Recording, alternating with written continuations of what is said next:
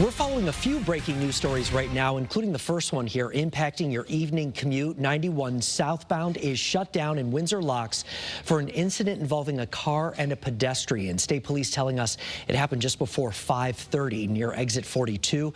Now, the traffic cameras in that area have been turned off. Police say there are injuries, but if you need to travel in that direction, you will certainly want to find a different way to go.